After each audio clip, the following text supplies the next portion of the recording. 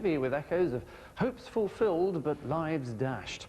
How many young minds that might otherwise have been engaged in a life of honest, benevolent industry have been hijacked by this sham modern-day religion we've labelled fame? Indeed, who really wants fame? Who would start upon this road of fool's gold, knowing that it'll lead to money without happiness, reputation without worth, a life of leisure, indulgence and excess, but at a cost of loneliness, spiritual bankruptcy and even insanity? Who amongst us would wish to be famous if they knew the true price?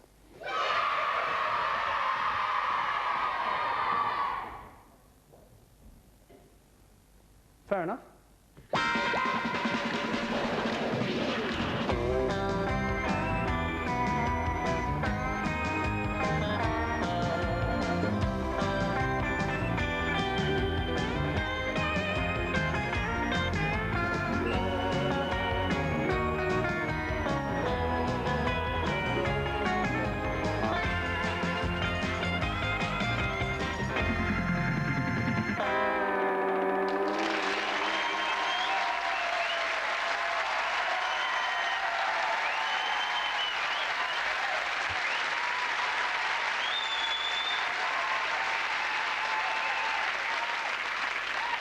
Good evening and welcome to Before They Were Famous, a programme which attempts to scrape away the gold leaf of celebrity and get a glimpse of the Baco foil underneath.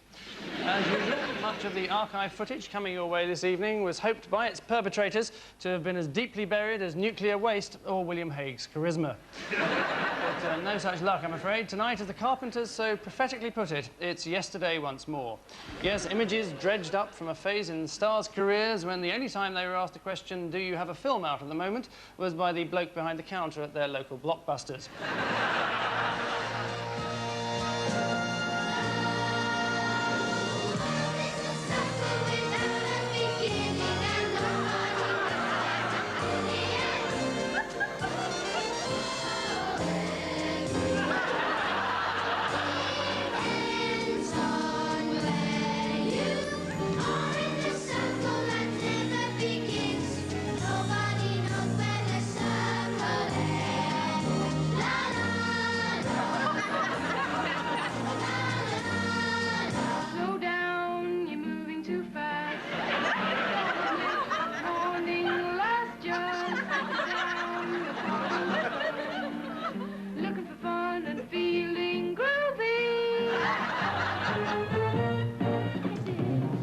So far so good, but inevitably with showbiz kids, we sooner or later have to witness this sort of outrage.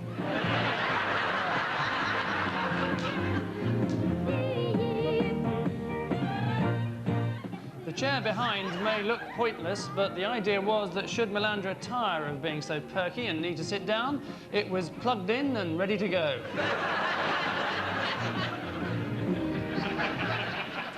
Yes, even the mightiest of show business giants had to start somewhere.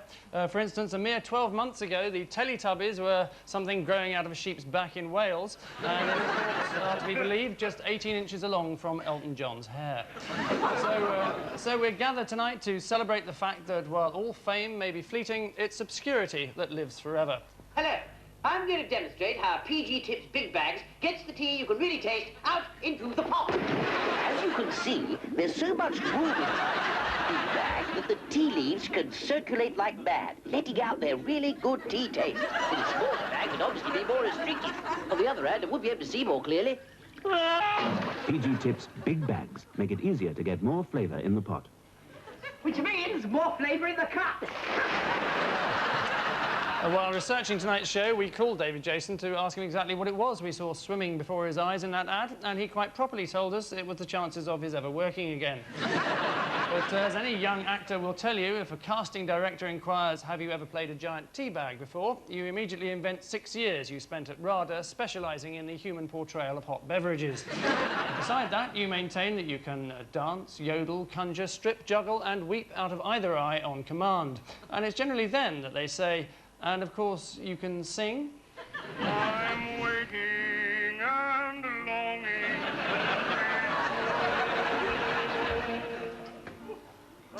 Yes, it's a singing John Wayne, although, unless my ears deceive me, he's apparently been dubbed by a singing John Major.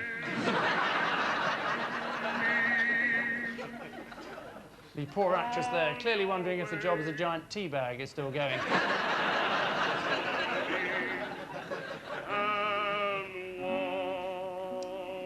Still, she certainly steals the acting honours with this line. That was beautiful. Thank you. Now, this one is slightly trickier to place. Spread all over town. Well, the fresh-faced guitarist on the prowl is none other than Derek Thompson, Casualty's own Charlie. It's from a little-known, and you can see why, British film called Gonks Go Beat. I would tell you the plot, but having watched it through twice now, I'm not entirely sure there is one. Oh, yes, yes. Now, that was much better, wasn't it? In fact, it was wonderful. Betty Boothroyd there. In an early manifestation. Of course, today, thanks to the rise of boy bands, having a voice like a walnut in a waste disposal is no longer considered a handicap. However, at least all the wannabe warblers in that bunch were centre stage. In showbiz terms, they'd already arrived, even if in real terms there was no one around when they got there. And the moral being, if you do happen to belly flop with your first chance at the big splash, don't fret. Those who dwell in the showbiz deep end rarely get it right first time. Never have I seen her so pale. Don't look at her. Oh, no. No. Ah. Oh.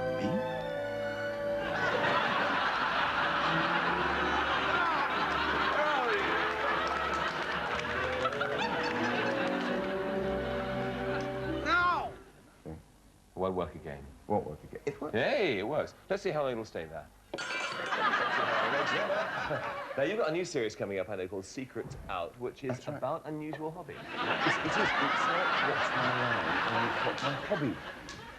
Are you on anything interesting, Mr. McKinney? Yeah, all right. Lord Moorcroft wants me to make a print for his memorial statue. Now, the same way as last time. I was lifting a lump of Portland onto the carving stand that went. Just leaving your hands on the desk. I'd like you to meet Gerald Francis, who I believe you were judging, Gerald, yesterday. How old are you? 12. Whose is that bird? It comes from Czechoslovakia, and I don't know the name of the person whose business it is, but... Wouldn't be Marshal Tito's, would it, by any chance? Yes, I think it is. I think it is. Thank you very much, Gerald.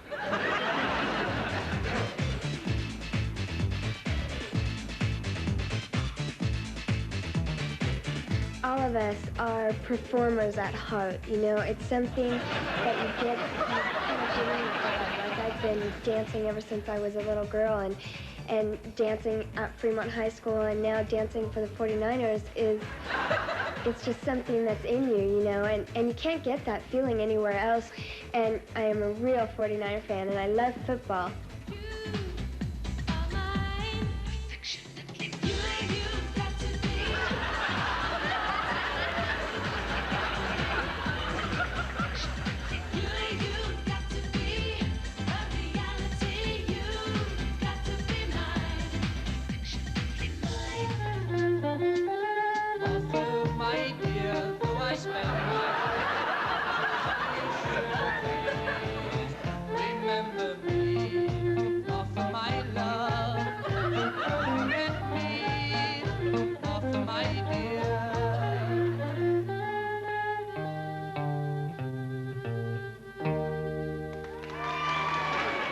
Slade as skinheads, an idea they began, but in the case of their guitarist Dave Hill, one that nature finished. Still, they had exposure of a sort. How much worse it must have been to suffer your apprenticeship on the sidelines as a member of that long-suffering breed, the extra. These days, extras are called non-speaking artists, which is a bit like referring to this desk as a non-singing piece of furniture. Treasure all your lives. First off is Penelope Keith, seen here marrying a man who shows us what William Hague might look like if he tried to visit a sex club in disguise. Good luck. Well, I got it. On the Jack Benny show, a former Mr. Bond premieres as an Italian taxi driver. Please, will you follow me to the taxi, senor? Say, who's this fellow, Big Cock? He is the most famous opera singer in all Italy. Usually when he arrives in Rome, oh, such a commotion. His character obviously hailing from one of those charming Italian villages just outside Kilmarnock. Well, what happened? In this unforgivable piece of naval nonsense, Michael Caine is overhearing the fact that the nuclear submarine he's on is about to blow up. One chance in a million, but then it always is. Interestingly, rather than react by running around screaming, "Good God, the nuclear submarine I'm on is about to blow up," he in fact appears to have nodded off. He's even able to keep a blank face during one of the most appalling script cliches of recent years. I'm afraid she's going to blow. Speaking of which, this is Joan Collins. As a teenager, in fact, which should place the clip around 1905. It's from an information film made by the Coal Board, and indeed, Joan does look as if she's attempting to stamp out a small fire. But note also some furious work by the bloke operating the table lamp, which is only stopped when the small boy has a bit of bother with his build-your-own Sellafield kit. From the same era comes fictional music sensation Ronnie Baker, passing over Beryl Reid, playing the planet's only pension-drawing Bobby Soxer. We note that news of Ronnie's engagement... I'm getting married. ...causes balloons to burst, hearts to break, and Glenda Jackson MP to fall over. And so too Chariots of Fire. And if you thought Glenda was miscast as a groupie, how about Ruby Wax as an Edwardian socialite? I'm not required to say anything here in her first job, but boy, has she made up for that since. Meanwhile, in the real world of sport, a real piece of history. For one of the giggling apprentices running behind Kevin Keegan here is none other than one Alan Shearer. Alan is participating in Kevin's farewell party, an emotional ritual that Kevin likes to go through about once every 10 days. So, a bunch of humble yet honest beginnings, although none of these soon-to-be millionaires featured there would have to live with the shame that our next bunch of young hopefuls are saddled with. It's a trap that, to my cost, I know only too well. The quick thrill and easy money to be earned as a teenage dolly girl. There are hundreds and thousands of girls in the world, and I love them all till I die.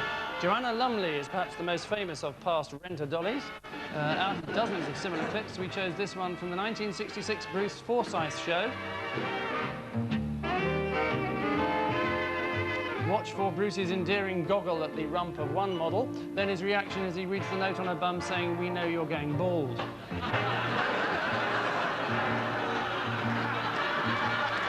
Here's Joanna now.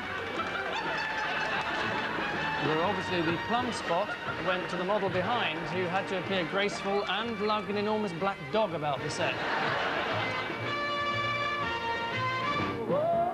Next up is now Hollywood power broker Goldie Hawn, being professionally wild and carefree on the teen show Hullabaloo. The band, incidentally, are Paul Revere and the Raiders, who challenged the Beatles' stranglehold on 60s pop with the simple masterstroke of reintroducing the tri-cornered hat. Could you put this top hat? And lastly, a teenage Ulrika Johnson on a lavishly designed breakfast time set. And managing to appear classy despite being asked to stand upon not so much a stage, more the base of a long-vanished wedding cake. Sadly, the Dolly Girls' counterpart, male beefcakes, are slightly thinner on the ground. In fact, the best we can do is bring you the extraordinary first screen appearance of a certain quintessential Englishman, Irishman Peter O'Toole. It seems the producers of this film noted his blonde hair, finely chiselled jaw and English accent, and immediately they went to work. They dyed his hair, gave him a beard, which only left the problem of his voice. Still, thank God for technology, eh? I am Iti Manyak, and this is my worthless white Pico. We're looking for an Eskimo called Inuk. He's traveling this way with his woman and her mother. You seen him? Yes, Lawrence at Los Angeles there. At the time, he probably couldn't have cared less, and to his credit, he probably still doesn't now. Such trivialities only really come back to haunt you if in later life you desperately want to be seen as a serious artist. So if you have any plans to emerge one day as a tortured genius, it's probably a good idea right now to steer clear of this sort of thing.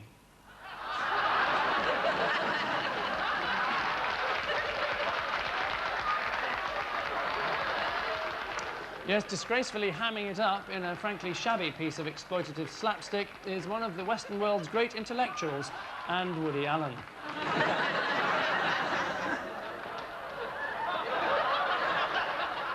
Animal lovers keen to see the kangaroo exact revenge for being part of this hokum should enjoy the following.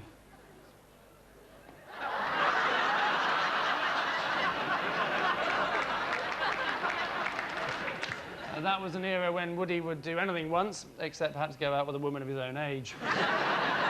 Incidentally, on the same bill, Frank Bruno took on a giant tortoise, although the fight was over before either of them reached the centre of the ring. Obviously, if performers could see into the future, they wouldn't make such complete fools of themselves, which is why it's doubly damning that in our next clip, Roger Cook is making a complete fool of himself because he can see into the future. The common cold is one of the more infuriating things the 1970s could well see the end of. A vaccine will be injected through the skin by this frightening-looking but really quite painless air gun. In the home, a cordless push-button telephone will mean much more freedom of movement. The telephone picks up what you say through your jawbone and transmits it to a circuit built into the house itself. More freedom in the kitchen, too, with this microwave oven. It uses energy from radio waves to cook a frozen meal to perfection in seconds, without burning or loss of flavour. So Roger Cook there telling us to look forward to the end of the common cold, phones that work through your jawbone, and hot and tasty microwave food. Well, the first two seem feasible. Such films, incidentally, are known in the trade as corporates. That is, when a company or corporation pays a professional presenter, or Keith Chegwin, to deliver a message to their workforce, who watch it politely, little knowing 35 of their number have just been laid off to cover his fee. To be fair, for most presenters, a nice, well-paid corporate means the days of fronting idiotic pieces for regional news programmes might soon be gone, if not, thanks to us, forgotten. Hello, how are you? Oh, lovely, sweetheart. Do you mind if I come and talk to you for television for a little while? Yes. I brought you some beer. And sandwiches. Oh, that's nice of you. Yes. Oh, lovely. Tell me, how long have you lived here? Oh, what 2 years. 2 years? Angela then poses a question she would ask many celebrities over the years. How often do you have a bath? In the coffee. You just get in the trough? Here at the parish church of Bow, the rector has put a couple of owls in his church, and he hopes that in this way he'll get rid of his back problem. Well, just one more thing. The owls are stuffed. Well, now, Rector, I can understand you putting a couple of live owls into the church, but what use are stuffed owls going to be? I don't think it'd be very wise to use live owls. They carry a bigger bomb load, I think, than that. The whole congregation wearing space-type suits is at best rather comic and at worst a little grotesque. For many people, going to church is really an opportunity to dress up in their Sunday best, isn't it? For a lot of women especially, it's almost a fashion parade on a Sunday. Well, this would be a new form of fashion. Actually, I don't think people do go to church in their Sunday best these days. You know, you're a little bit out of date. Well, petrol shortage or none, there's always one sure way of getting around where you don't need combustible fuel. Apart from a bit of hay, that is. Come on, get... A rather dubious finish to a piece on petrol pollution there, made all the more hypocritical as we can plainly see Richard's car parked. Now, the curious thing about all the presenters in that bunch was that although they looked younger, they somehow stopped short of looking actually young. It's almost enough to make you believe that the band of unflappable anchor people who sit at the centre of the TV information web arrived on this planet as adults, fully formed and fully sideburns, having been given special dispensation to miss childhood. Until one day, a BBC researcher, researching just how long he can skive off in the store cupboard without being missed, reaches up and takes down a dusty, forgotten tin of film. We were ready for bed early that first evening and full of the usual good intentions for the next morning, when we wanted to get off to an early start. But you know how it is when you're on holiday. It was past 10:30 when we said goodbye to Mrs. McFarlane after one of her enormous breakfasts complete with homemade bread. Jonathan did his usual job, opening the bonnet. We were ready to start off, although rather later than we'd intended. The Dimblebees in their wild teenage years there. Who'd have thought those two crazy boy racers would have grown up to be pillars of the establishment, eh? If we can just see that mean machine of theirs again. Yes, when Noddy was barred for 3 years for being pissed at the wheel, we know who he sold the car to. For politicians everywhere, the threat of a grilling from David Dimbleby suddenly seems less of an ordeal. If he gets too pompous, simply reach for your hidden tape recorder and make this noise. Or if it's Jeremy Paxman, give him a glimpse of your purple party hat. And one thing it obviously doesn't include is 35 pence, 10 pence more than last year. It doesn't include the cost of the candles, for example, which cost us 40 pence. And it doesn't include the cost of the crackers. Yeah, but don't forget also, it doesn't include the cost of cooking the meal, and electricity and gas have gone up. Electricity, for example, has gone up 80% in the last year. What about your crackers? Yeah, well, these crackers cost us £1.30 for a dozen. We saw some advertised for £5. Hey. A plastic car. That cost us, what, about 10 pence? Well, I suppose that's inflation. Jeremy, why is a cat longer at night than in the morning? I don't know. Why is a cat longer at night than it is in the morning? Because he's taken in the morning and let out at night. Useful investment of 10 pence. And a Merry Christmas to you, Jeremy. And now, in the interest of political balance, a genuine attempt on our part to portray the nation's party leaders in an equally and evenly humiliating and disparaging way. It's all right for some of you. Half of you won't be here in 30 or 40 years' time. Yes, the notorious William Hague appearance at the 1977 Tory conference. Oddly, he still quotes this as a shining example of his fiery leadership qualities, completely unaware that in everyone else's eyes, he's in fact making the two Dimbleby brothers look like lost members of the Sex Pistols. For some real manly action, we must turn to the youth of Paddy Apocalypse Now Ashdown. Post 20 yards from the border, 23-year-old Marine Lieutenant Ashdown has local forces as well as Marines under his command. Of course, this is not actually Vietnam. It is, in fact, a surprisingly high turnout at a Liberal rally in the late 70s. Smith, Timothy John, 23,000...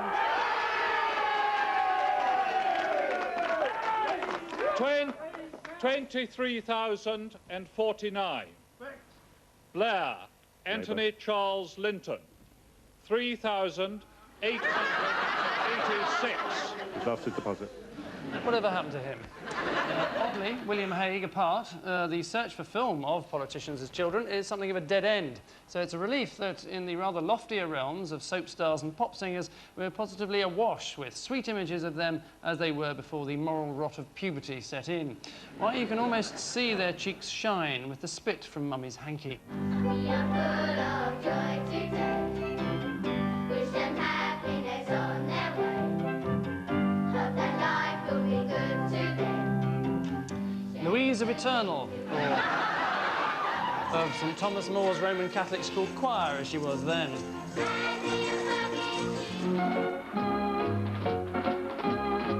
Similarly, going through the motions, Naomi Campbell, performing in what any parents will recognise as one of those evenings schools thoughtfully invite mums and dads about twice a year to come and endure.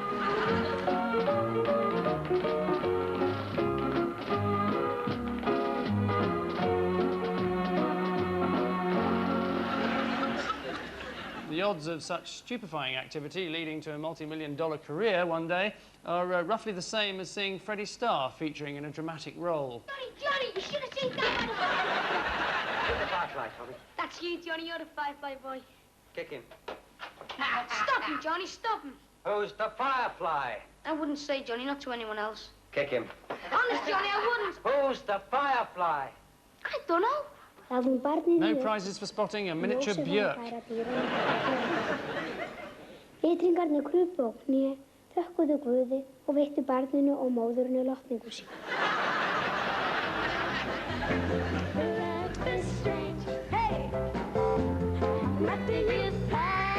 8-year-old Janet Jackson, already exhibiting a talent equal to her elder brother, as well as a dress sense envied by him.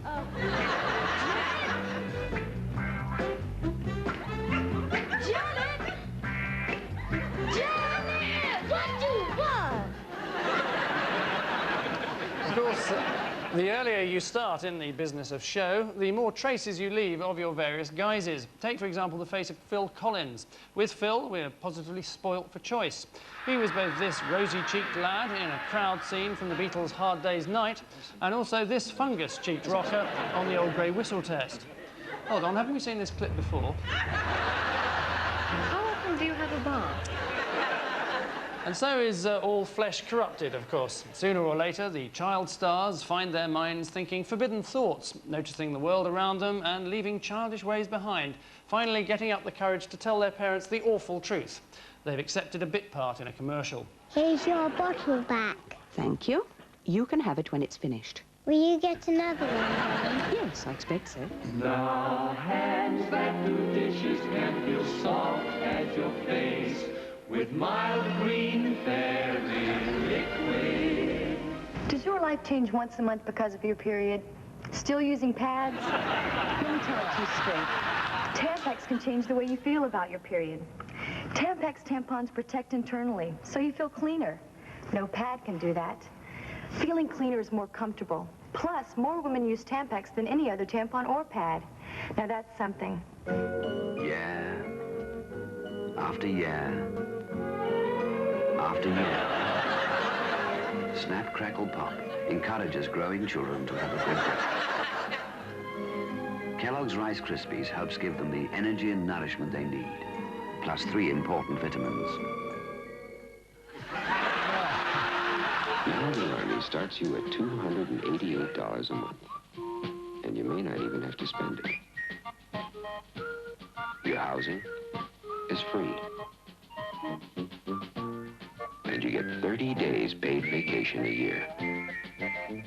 What are you going to do with that $288 every month? Do many American students get diarrhea down here? You know what, Mom? A lot of us participated in a test that American doctors ran. A diarrhea test? A scientific clinical test, a real thing. Whole lot of students with diarrhea. The doctors gave our group Pepto-Bismol. Good old Pepto-Bismol. And did it work? The Elegant Shave. New Rapid Shave Cologne scent. They asked us to try it out. Got a great fragrance.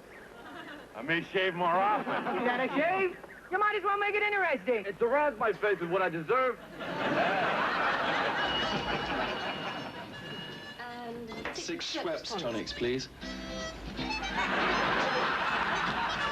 Sorry, we're down to the last of the Schweppes. We have these, though. Well, you were here first. You have them. Thanks.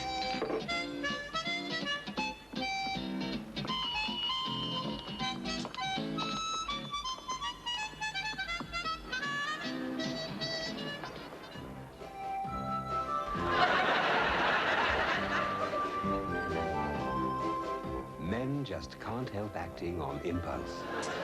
I'd imagine that if Martin Clunes was to see that, Neil Morrissey would never be able to look him in the eye again. You've never met before suddenly gives you flowers. That is, if it weren't for this. Back the way we came. All right, we give in. Give in? You drop me. Kill them.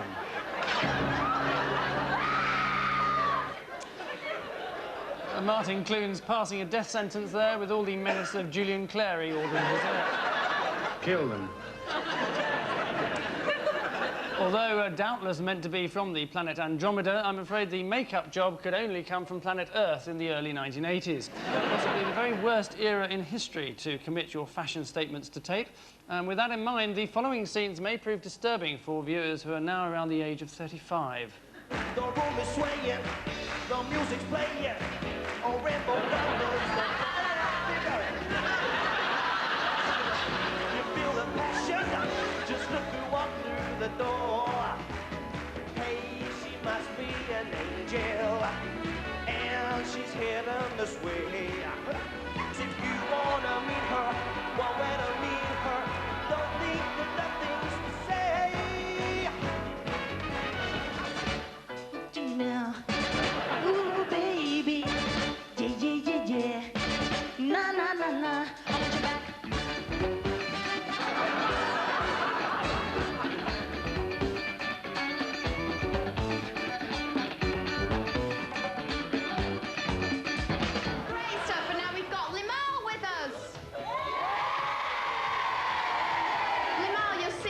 only for love. It's brilliant, and it's going ever so well for you since we last saw it on Razzmatazz. Although it's Lisa Stansfield we're interested in here, it would be nothing short of a national scandal if I let Limahl's hair pass without remarking that it does indeed look like someone has stuck their hand up a Pekingese bum and yanked it inside out. Lovely. And so we're almost right up to date. What have we learned? Is it important what people did before they were famous? Should such surface details be an issue? Does anyone in the final analysis care who we were or where we've been? Does it matter to an actor, say a certain member of the EastEnders cast, for example, that during his emotional deathbed scene at the end of Romeo and Juliet, one of the audience is thinking in the back of their minds, what was that song he used to sing in the Kellogg's Fruit and Fibre ad? A round of golf. No fun on a golf course near the Met. But they've had some strange ideas about breakfast through the years, so I've Kellogg's Fruit and Fibre brought instead. Crunchy whole wheat flakes and fruit are just the thing. So it's quite the most important thing to bring. Hazelnuts, bananas. Raisins, coconuts, sultanas. Now my breakfast's really going with a swing. Such a happy chap back then, wasn't he? So who knows which contemporary clips will look just as ludicrous in 15 years' time. I'm naturally expecting my current hairstyle to remain a design classic, but then, as I recall, I thought much the same about this one. This Sunday, every U magazine with the Mail on Sunday will contain a special car key. Take it to your local shop. You should start out a brand new Astra. There's 25 to be won. So this weekend, get U magazine with the Mail on Sunday. You could be driving something rather special.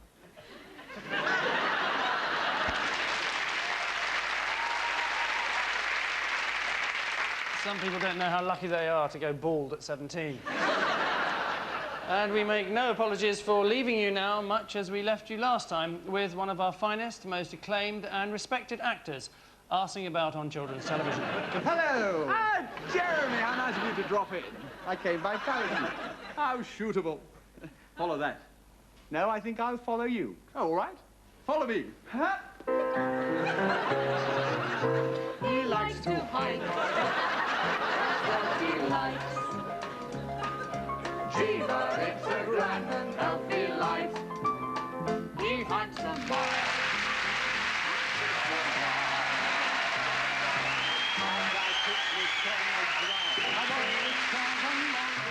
Stay with us on BBC One for a stormy Saturday night X-Files double bill after the news.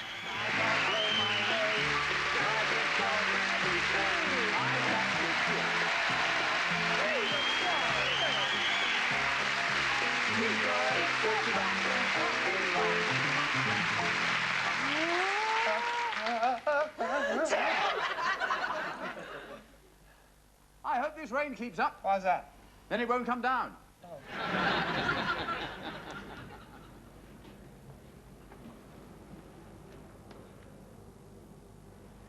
Good night, Angus. Good night. Good night, Angus.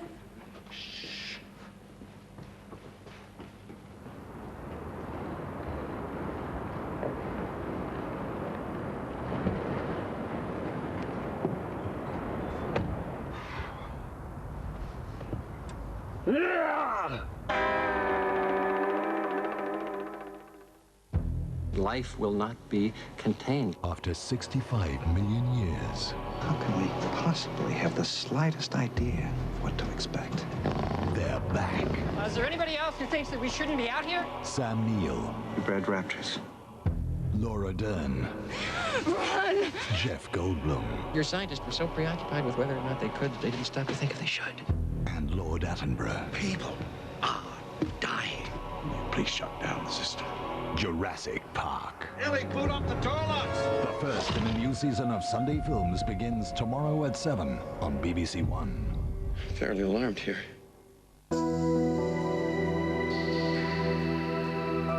The BBC News now on BBC One with Peter Sisson.